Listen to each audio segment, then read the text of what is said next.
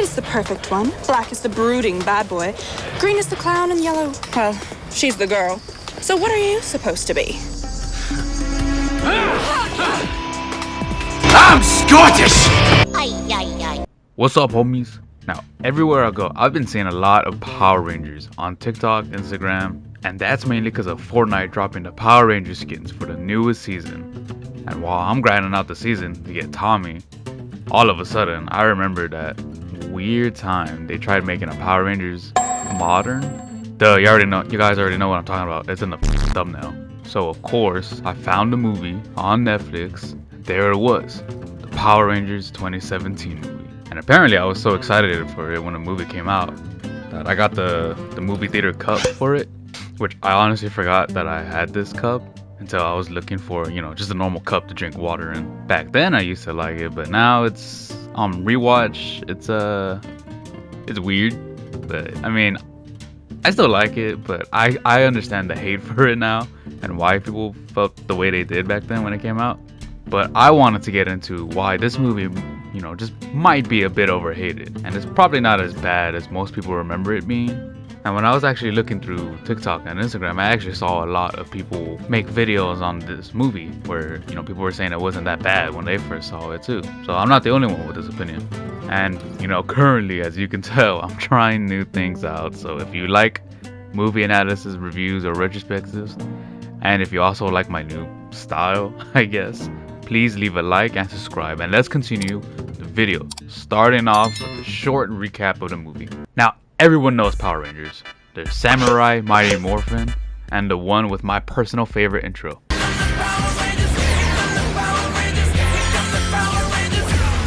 But this movie is supposed to be a sort of different version of the Mighty Morphin Power Rangers, with Jason, Billy, Kimberly, Zach, Utrini, the crew. But it's obviously, not one-on-one the same. So a quick summary of the story is Zordon and his team of Power Rangers die after he hides the Ranger coins and chucking Rita in the ocean. Then millions of years later, Jason steals the cow and this guy jacks it off. Yes, it is very important to the story. Later, he gets in a car wreck and gets caught, so now he has to go to detention for months, which during this time we meet the rest of the Rangers, who are just misfit losers. But him and Billy meet up because Jason saved them from a bully. And somehow at the same time, Kimberly and the two other members were there chilling on their own, and they all find the Power Ranger coins. But security realizes people are in the mines, so they escape Billy's mom's van. Shit. I guess they didn't escape. But they end up waking up like as if nothing happened, but find out that their bodies are all strong now. And oh, Rita's alive somehow, probably because this fisherman caught her body somehow. It's because it's, the movie has to move along, so just don't worry about it. Later on, the rest of the gang goes back to the mines to try to figure out what's going on. Then they find Zordon, who's voiced by Bryan Cranston. Who are you talking to right now? And they also introduce Alpha 5, who's voiced by Bill Hader. Weird choice, I'll get into that later. And Zordon tells them they need to be Power Rangers to save the world from Rita. Blah blah blah, save the world bullshit. But they can't morph into their armor because of plot reasons. But I like to call it budget reasons. So now they're gonna go through a training montage to prepare their fight with Rita, who's homeless and collecting gold, including gold teeth. So after a whole training montage, the Rangers gang bond over a fire pit, but mainly just to flesh out Trini's and Zach's characters. And afterwards, Rita tries to trick Trini to give up the location of some crystal. Oh yeah, I forgot to mention, there's a crystal she's going after. Basically, it's bad if she does get to it. Basically, the whole movie revolves around them trying to stop her from getting to the crystal. But Trini doesn't know the location, and later Trini tells the gang of what had happened to her at night earlier. So they all try to fight her, be brave enough to fight her without their armor. But they all end up losing though, 5v1 somehow. But Billy is the one that ends up giving up the location of the crystal because he ends up finding it on his own. And he mainly gives up the information to save the rest of his friends, and Rita just ends up killing him. But Zordon uses that chance he has to come back to save Billy's life. So now he's stuck in some weird techno wall forever. And finally, the last 30 minutes of the movie, they can finally morph into their armors. You know, we finally get a cool shot of them, you know, in their armors. It's slick, it's nice. Until after 10 minutes of them fighting, hand to hand, and Jason somehow, I guess, being the only one to have his weapon, they do this Iron Man face exposed thing for the rest of the fighting sequences. Which, bruh, like, why advertise the Power Rangers, you know, armor if they were just gonna show the face for the rest of the movie going on? I guess, whatever, it's cool, whatever.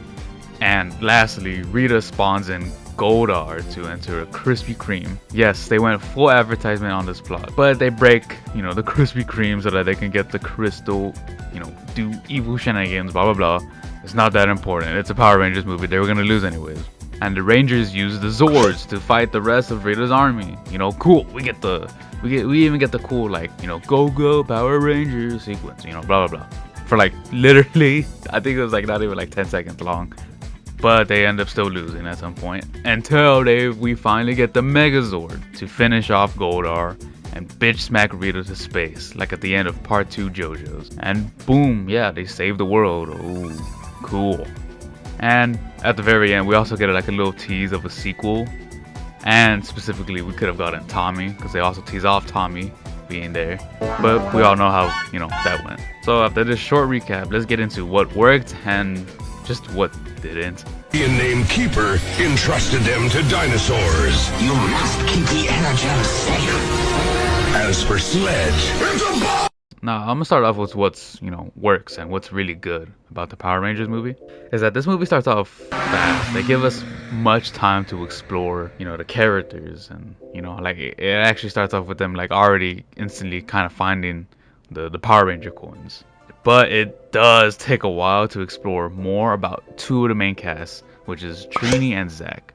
But with what we do get about not just them, but the rest of the cast, it's really good actually. Like I actually like that campfire scene. It gives us time to know the characters, but while being cool about it, and kind of reminds me of like me and my friends just hanging out and chilling and drinking by a campfire or like a little bonfire. You know, it's pretty cool. Like they actually showed them bonding. Now I know most people's complaints were the suits, but I actually like it. And I know they're too realistic and modern or super techy, but I mean, that's what the movie's aesthetic was for. So to me, it just makes sense on the way it looks. You know, it makes sense for the aesthetic that they were trying to go for. You know, like it's supposed to be a modern take, you know, more realistic take. And it just didn't look that bad to me. Just too bad that they didn't use the helmets all the way through, and they didn't give us more time with them in the armor, but whatever. But I can still see why people don't like it, and how it reminds people that they really do look like just Iron Man suits. Oh, and I also like both the way the Megazord rises from the ground when you know, they finally form it, and just the way it looks. Again, it makes sense for the aesthetic. It's, you know, it's cool, techy, alien looking stuff. But I do kind of wish it did still have like that, I guess, like transformy, blocky looking Megazord from the original. And I wish they had that, you know, control room with all of them in there. That would have been more cooler than them separate, you know, areas. It would have actually made sense for them to try to, you know, work together. And I think one of the biggest things for this movie, like that actually held it together, was the cast. The cast here were phenomenal. It even at times, it was, you know, it was goofy, sure, but they took what they had and they killed it. You know, the Bond scenes, it felt, sure, really cheesy, but still nice. And speaking of cheesy, this movie is just filled with it, man. It's like a stinky cheese, bro. Big Cheese would love this cheesy cheese, man. But here's the thing. Every Power Rangers fan watches any Power Rangers expecting cheesy dialogue and fight scenes. I mean, think about it. Like, grown people are still kind of rewatching or watching the newer versions of Power Rangers. There's no way that they're not at least a bit cringed out about, you know, the corniness of the dialogue. Obviously, they were made for kids, but with this modern take, this was no exception. So to me, it just fits super well that this movie had the cheesy moments. You know, the way they spoke, the dialogue, it fit the whole corny acting. And, you know, the cheesy fights of the, you know, like the older Power Rangers. And of course, the last 30 minutes of the actual fighting we had, that was, you know, actually good and the better part of the movie. But to me, the rest of the list I gave out is what carried the movie as well. Again, it worked well enough for me to get the cup, so that should say something. お前がリーダーかわいいじゃん。本当ですか？ Nonsense. Now, as much cool shit that there is in this movie, there's also bad stuff. Probably more, but the biggest one for me that I absolutely hated or just greatly disliked was Rita. Both the way she looked, the way she acted, but I don't mean the actress acting. I mean the way Rita's voice and behavior is. It goes from like saying random words like crackhead to just making weird gestures. I don't know, she just felt lackluster. It was just corny. Like, yeah, I know I just gave out the whole thing of like the corniness works, but I don't know, I just wish I had words to explain it. It just doesn't make sense for her character, I guess. I don't know, Rita's always been a not even favorite villain of mine for the Power Rangers, so maybe that's just it, but still, this version just did not work for me at all. Now again, the fighting is cool, but earlier I mentioned their face. Yeah, why give us the armor if they were just gonna expose their face like Iron Man? Like, they literally fought, you know, the hand-to-hand combat for 10 minutes, literally right after, boom, showing their faces. And it's not even for just that moment, it was for the rest of the movie when they're in their prehistoric animal Zords, when they're in the Megazord. What was the point of having to advertise their faces, on posters, the cups, like the one I have? I'm not gonna let y'all get over the fact that I have a cup, because I have a cup of this, guys. I use it. Hell, the 10 minutes that they used with the armor, the full helmets and everything, that was the only 10 minutes of them doing the hand-to-hand combat. Come on, that's actually one of my favorite parts of Power Rangers, and there's only 10 minutes of it. And the rest of the 20 to like 30-ish more minutes or whatever of them fighting in the Zords, it's cool, but I want more hand-to-hand combat. Like, that's the whole point of them training that. They got more time riding those Zords than they did fighting, even though they were trading hand-to-hand fighting combat. But it's fine, I guess. Well, not really, that's why this movie flopped, but still. Like, it was just not worth the wait. And to keep mentioning the time of the movie, again, we had to wait the last 30 minutes to see them in the actual armor. But hey, the fights were cool, I guess. And another thing that didn't work for me, Alpha 5. Look, I love Bill Hader. He has a good voice. He's a great voice actor. He's got pipes on him, man. Pause. But he's got pipes. But bro, come on, they could have got Richard Harvitz to voice him again. He's still alive. I mean, you clearly hear him. And if y'all don't remember who he is, he voiced these other characters. Who are you? I am. Who are you? Who are you? Lee! Hi. Hey, where did you get foreheads? Am I the only one who understands the complexities of this ambitious cinematic masterpiece? This movie isn't stupid! You're stupid! See what I mean? He's still kicking it. He still got it in him. He could have done it. And the character design of Alpha 5 of him, it's so weird. He's super short, weird, lanky body, lanky arms, but fat belly. And his head, it's not even close to what the original looks like. Like, it looks like a completely different version. Like, you couldn't, like, if you show me two of these pictures of them two together, and you said they're both the same character, I would punch you in your throat, because it's not real, alright? Like, this version scares me, while this version brings me joy and happiness. Again, it's not even close to what it originally looks like. And yes, I know that's hypocritical of me, because I just said earlier, like, oh, I'm fine with modern looking design, rechanging it, blah blah blah. But for Alpha 5, they could have at least, like, I don't know, had him built differently. Like, had him actually as tall as a human, but they could have at least like had cool modern alien looking tech, and maybe have the head be somewhat the same. And not as big, but still an eyesore complaint is there's weird cuts and not even weird, just bad different angle shots happening, and it was just off looking, or the cuts to the scenes were just so random and made no sense. It's almost like they skipped a scene and forgot it, or it was a deleted scene and they just cut straight to the next one, so it felt more confusing. Like, all of a sudden, like, they would be fighting Rita, and then all of a sudden they teleported outside of the building I couldn't think of the word. They were just outside of the building, even though they were fighting inside, you know? And since it's a modern take of the Power Rangers, the teen aspect of this movie is so Hollywood. You know what I mean when I say Hollywood. Like, for example, when Billy knocked out that ginger dude by accident, all of a sudden you got people like, whoa, dude, you're so cool. And the girls just, ugh, just look. Billy Cranston just knocked koalas out cold! Hi, Billy. Like, it's where the producers and executives of the movie productions think all teens are major douches and losers, and they only get excited when somebody knocks another one out. Like, I don't know, like, they should have someone try to figure out what teens actually act like, at least around the time. You know, 2017, you know, people were bumping Lil Uzi at that time, alright? They could have, I don't know, asked their teenage daughters or kids, you know, observe your own kids. No, don't just look, I don't know, don't just mix up bullshit. Like, it was just cringy. It's obvious that they were just told to act like goofy, douches teenagers. So, yeah, no, this movie was more goofy on the bad side of it. Look, overall, this movie's, what's the word I'm looking for?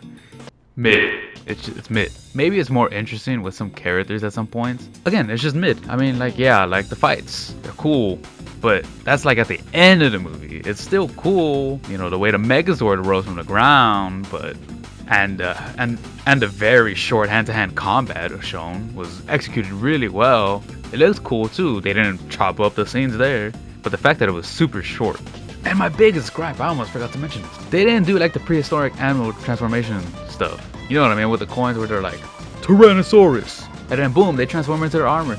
That's how they should have done it. No, they didn't do that at all. They just standed in a circle and just did it.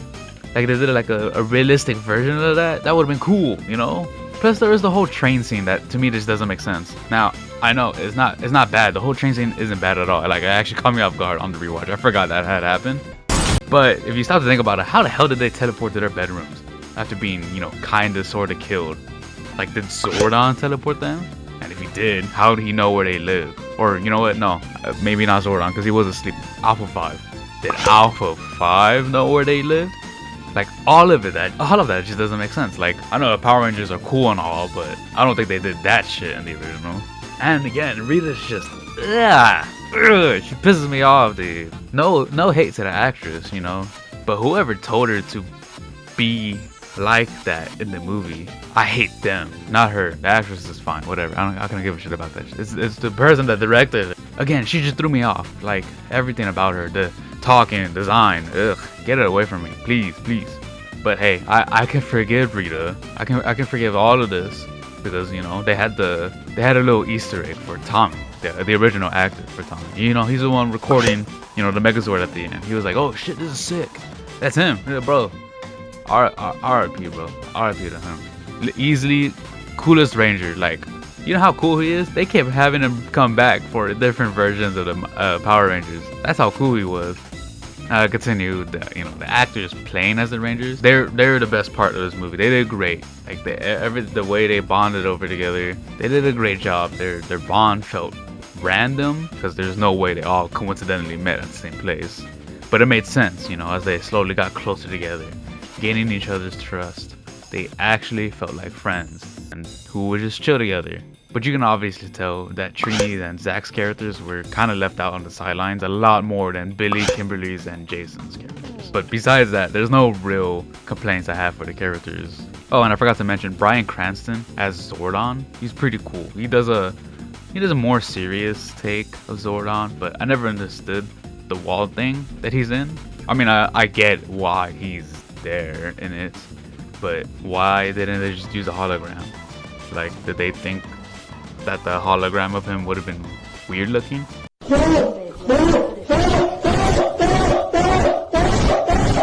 Then again, you know, I can kind of see why it might look a little bit weird, but I don't know. I think the wall thingy of him just moving around some cubes of wall is weirder, in my opinion. Look, this movie is rough, you know, but it has certain charm to it. It doesn't seem to be made just to get money. Whoa, Almost every movie is, but what I mean is like they had heart in it, and I can tell there was some love put into this movie.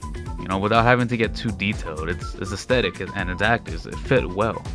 Maybe not perfectly, you know, but it's decently enough to have this watchable. But that doesn't mean it still doesn't have its issues. And to be honest, I don't see myself rewatching this for a while until I'm either drunk and want to watch not so good movies, or watch it again in another like 5 to 10 years. And I'm like, hey, I haven't seen this movie in forever. I should watch it again. Oh, and I almost forgot to mention the one more bad thing that I did not like in the movie. I might as well get it out the way since I'm talking about the movie overall. It's bad. the music list that they have for this movie, it's just like super cheesy pop music, but they specifically use ones where it's like a montage for their fighting, or the we could be heroes type of music, you know, like we got the power or whatever. Ugh. You can look up the track list of music. I'm not gonna tell you what songs, and I can't even play one for you even if I wanted to. All right, YouTube will be on my ass. All right, the algorithm is already kicking my ass. I don't want them to just strike me down already when I'm already kicked to the ground. But yeah, I got nothing else to say about this masterpiece of a movie other than to rate it. And I'll give this a solid 5 out of 10. It is a decent watch, but a better one if you're drunk and along with friends. But hey, you know, I'm the one with the Power Rangers 2017 movie theater cup, and you're not, so take that, losers. Alrighty, homies, if y'all watched this all the way through, I appreciate it so much. And as you can see, I'm trying something new, so I appreciate it if y'all, like, you know, support what I'm doing, and, you know, leave a like and comment down your thoughts on my new style, I guess you want to call it. And just comment down if you want to see other movie reviews or whatever. Just if you appreciate the videos that I do, please leave a like and subscribe, you know, to my channel. Click the notification bell to be notified for my videos, you know, the next time they upload, so that you can see more content like this. And I'll see you on the next video. Later.